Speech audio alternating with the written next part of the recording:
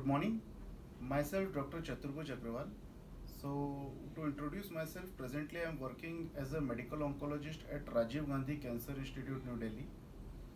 I did my undergraduation from Wardha, then my post graduation from Armed Forces Medical College, Pune, and then I joined the armamentarium of medical oncology since last 7 years at Rajiv Gandhi Cancer Institute. And here I am seeing across all the solid malignancies, particularly breast cancer and soft tissue sarcomas in this institute. So, a few words about COVID pandemic and cancer care, which I wanted to highlight.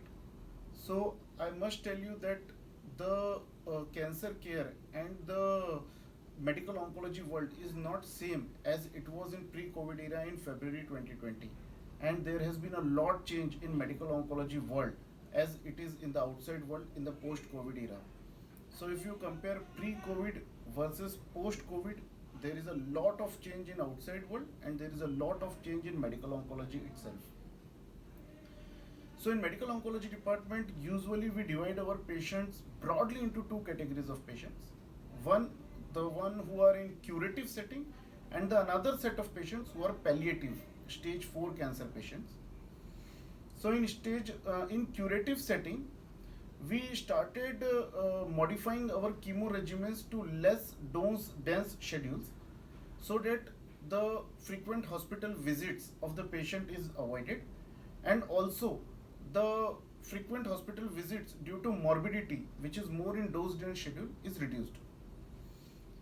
Apart from that, in breast cancer, we are privileged to have gene signature assays, and now as the science is progressing, we are privileged to have Can Assist, which is a simple IHC based test through which we can diagnose certain early breast cancer patients which are hormone positive and at low risk of recurrence, and these patients can be skipped off chemotherapy and they can be benefited only with hormonal therapy, which are simple oral pills to take at home. So this will further reduce their hospitalization, this will reduce their hospital visits, and this will reduce their chances of acquiring COVID-19 infection.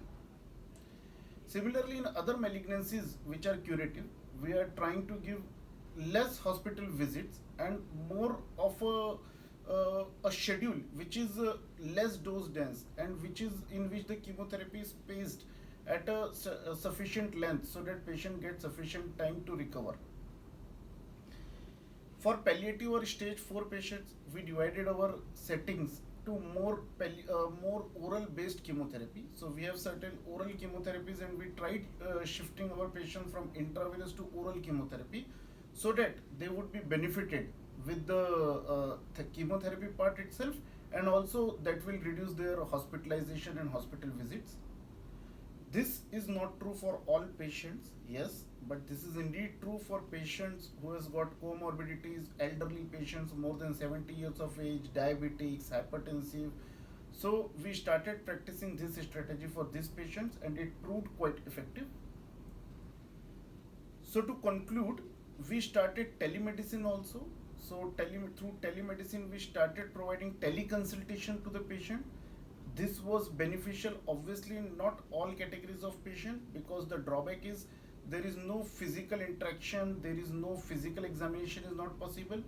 But yet all patients are not same, and this way was quite fruitful in patients who wanted to just come and they wanted to show their reports, they wanted to ask you about certain medicines, about certain doses, about a change of schedule. So yes, teleconsultation was an important aspect of our practice during complete COVID-19 pandemic. So this is how the motto was: stay at home, stay safe. We tried to imply that motto in our chemotherapy patients also as far as possible, and this is how I wanted to tell you that how COVID-19 pandemic has changed our chemotherapy world itself. Thank you.